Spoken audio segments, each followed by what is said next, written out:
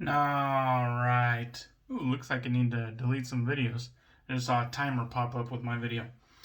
Alright, we got Holy Mountain right there on top. We got Monument to Ruins Pale Ale. And this is a crushable 5.5 down there. So this is a hazy pale. I did have it with dinner the other day, and it was nice. It was very easy drinking, juicy.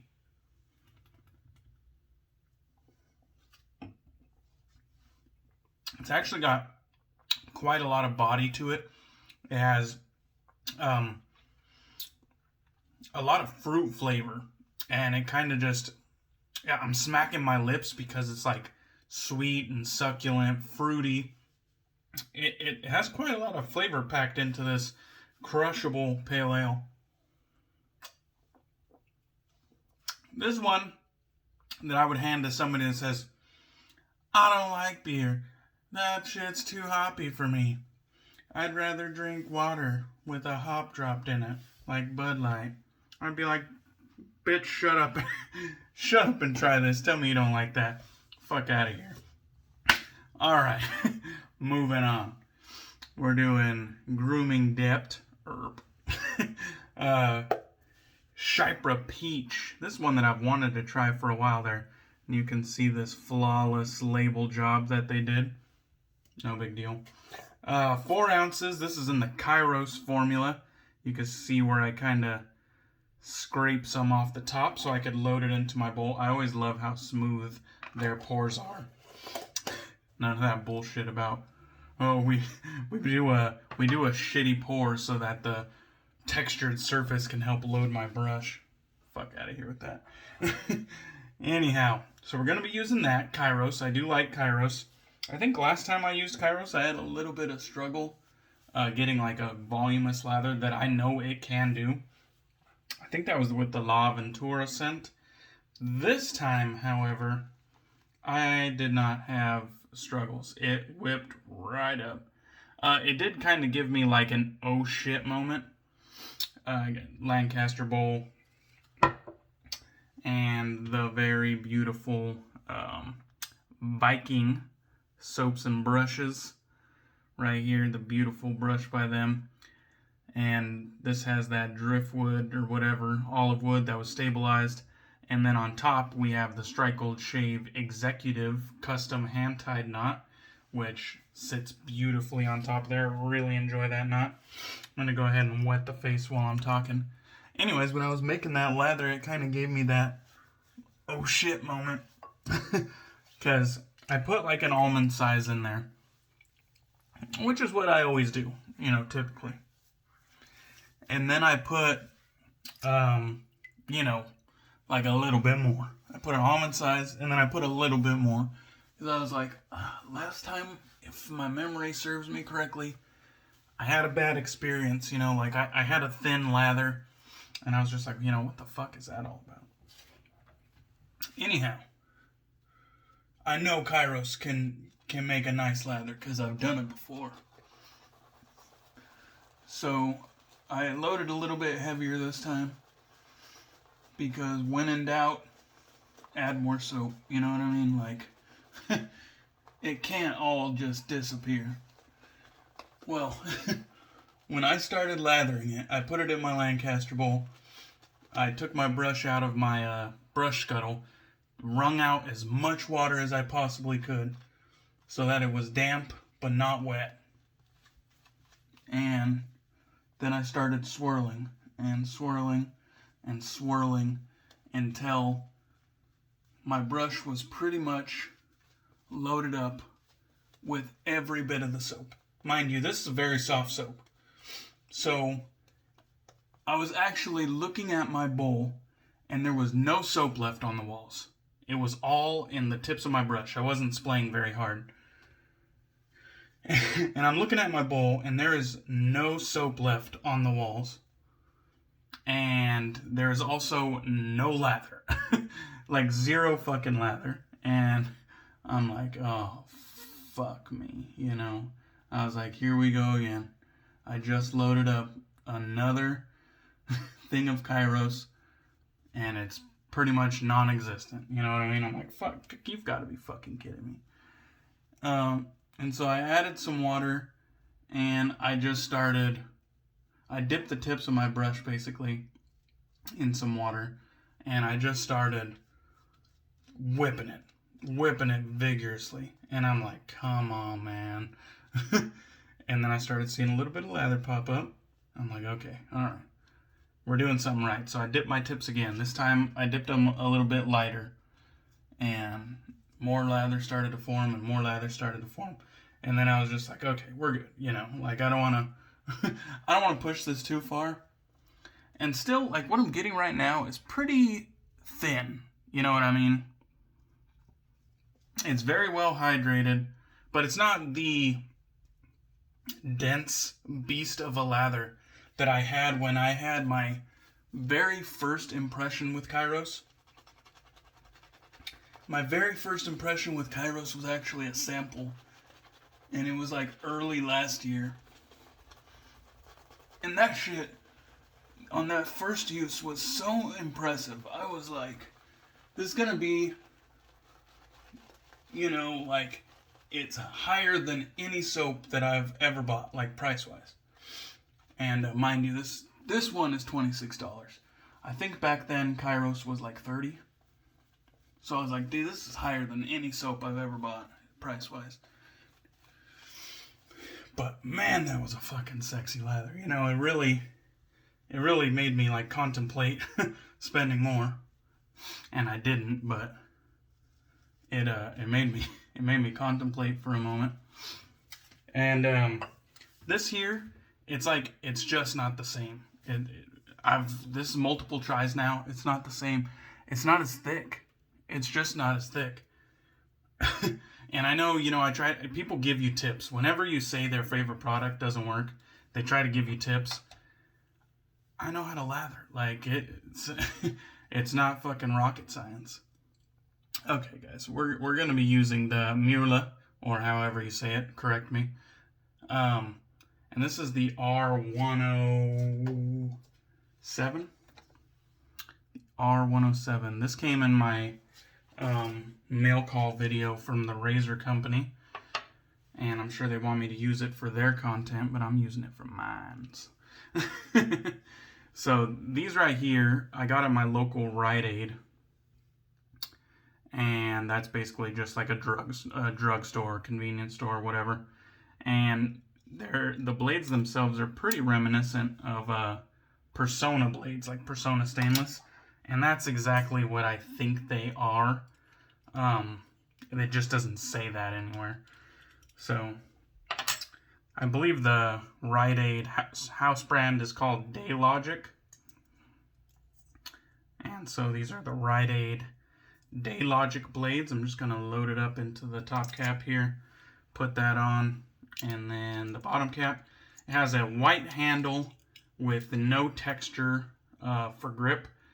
But whatever it is, kind of has, at least with dry fingers, it has a noticeable grippiness to it. I don't know what it is that they used, but I feel a little something.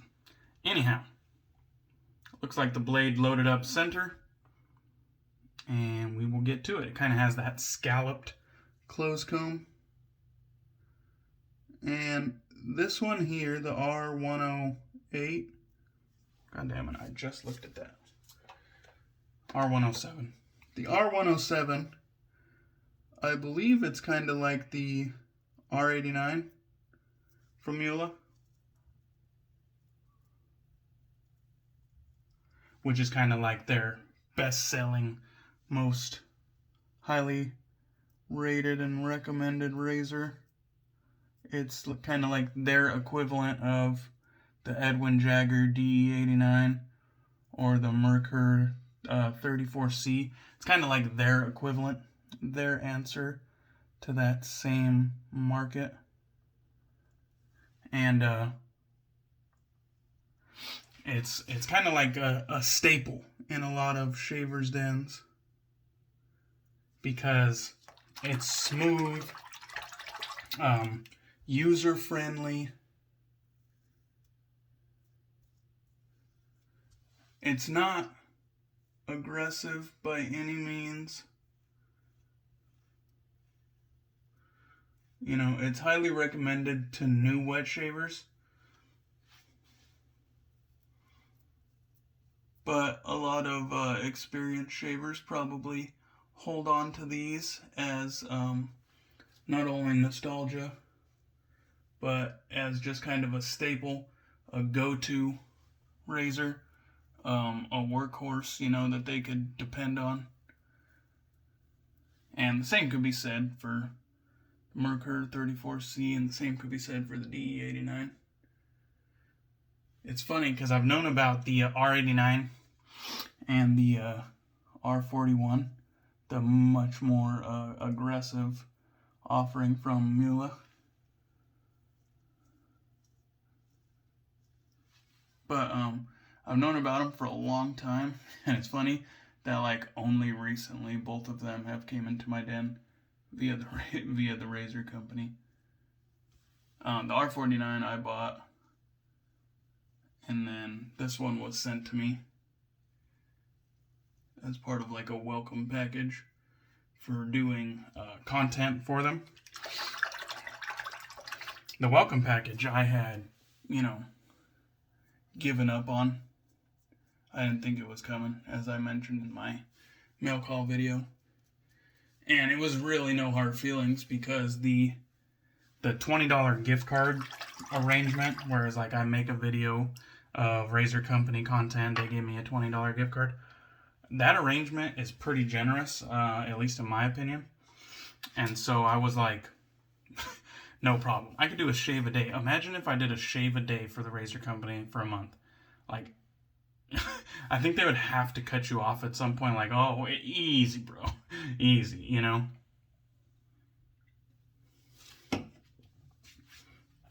Anyways. So yeah, this was sent to me for free, the razor. It's obviously, with or without it being sent to me for free, it's almost predetermined that it's going to be a nice razor. I mean, like I said, it is widely known and respected as a great starter razor and just a great like staple to have in your shaving den. One of those three razors, the 34C from Merkur, the Muhle R89, or the Edwin Jagger DE89. Those three, if you have any one of those three, or all three of those, you probably know that they are, one, they're similar to each other, but they are all, you know, they're just a workhorse. No frills, nice easy shave, and dependable. So, they all three have a certain level of quality for being somewhat inexpensive and widely available. That's the other thing, widely available. Alright, that is good enough. We'll go back for this pass two. My fingers aren't wet, but I do feel like I got a good handle on the grip of this razor. Like I said, whatever it is, whatever material they used, seems to have like an inherent amount of like stickiness to it. Obviously, maybe I'll submerge the whole razor and my fingertips. Maybe we'll see how that affects things. Obviously, you're rarely gonna see a razor go like flying out of my hands. I'm drinking on camera, and every now and then I make a blooper. But I mean, you're fairly rarely gonna see a razor go flying. It just doesn't happen that often, with or without knurling. Obviously, you want some knurling. You want that. It's like a safety net. You know what I mean? Maybe it's not necessary, but it's appreciated. It's like, maybe I don't need any grip on this razor whatsoever. But I certainly appreciate it if there's some grip there. And I know this R89 model has other handle styles. Actually, quite a few handle styles. And some of them do have, some sort of knurling, barber pole or whatever the hell. This one's just a flat color though, so it doesn't have as much knurling, but like I said, there's some sort of inherent stickiness to whatever material they chose. Pull the beard up a little bit and get a better look down here.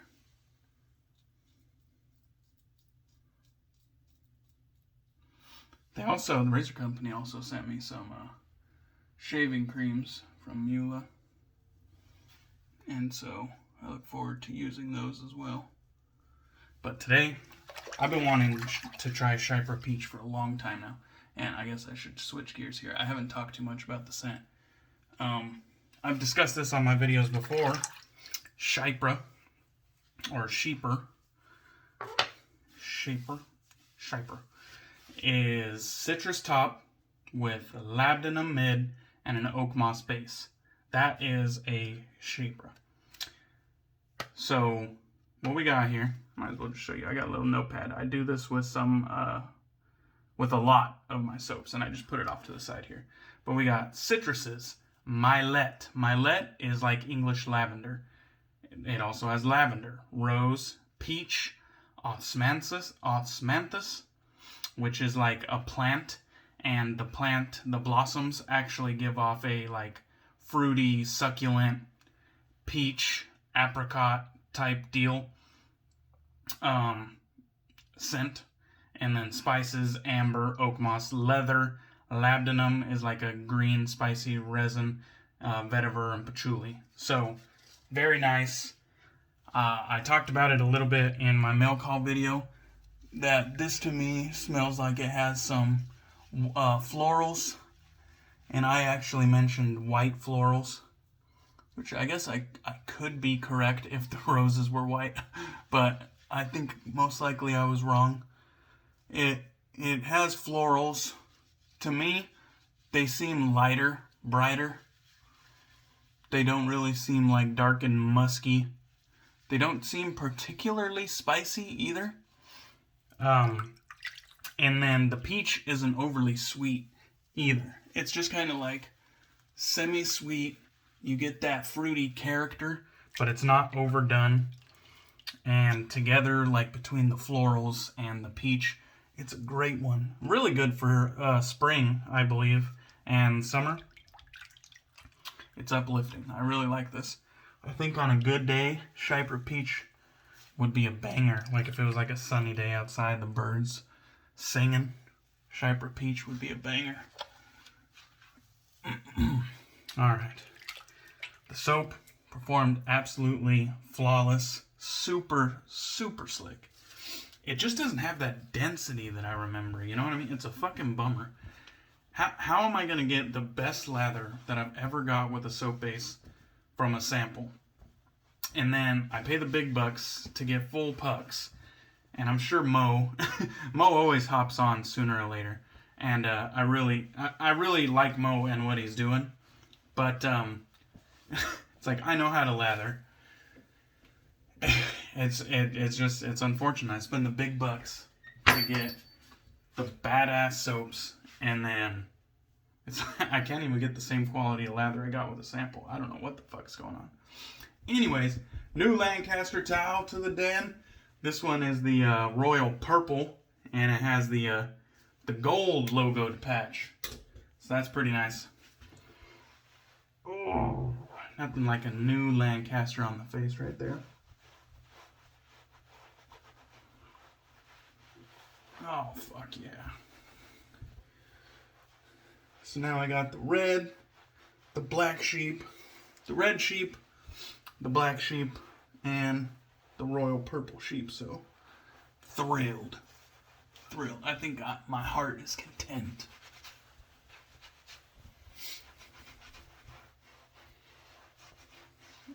fuck yeah. Same great quality I've come to expect from Lancaster, but just a fresh new colorway. Alright. I will get whatever's left off cam. But before I leave you guys, we're going to be using some peach and cognac from A&E. I have gotten irritation from this every time I've used it. Alright, we got a nice restrictor on top. And it's just like a little bit of frag burn. It's just a slight tingle. It has never lit me up. It has never been so egregious that, you know, I wanted to wash it off and discontinue use. It's just a slight tingle that dissipates, you know, over time. Give it like 10 minutes or whatever. Get a little bit more for the neck. I noticed one time I got it on the lips and it persisted a little bit longer, but it was, like I said, it was nothing crazy.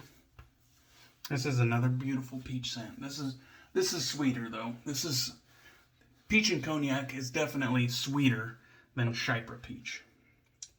Get a little bit more. Going for the triple dip, even though that was a small one. Going for the triple dip because I do really love the scent on that stuff. Alright, I'll wrap it up. We've went long enough. Alright guys, thanks for watching. I hope you have a great weekend. Hope you enjoyed this video. I'll catch you guys on the next one. Cheers.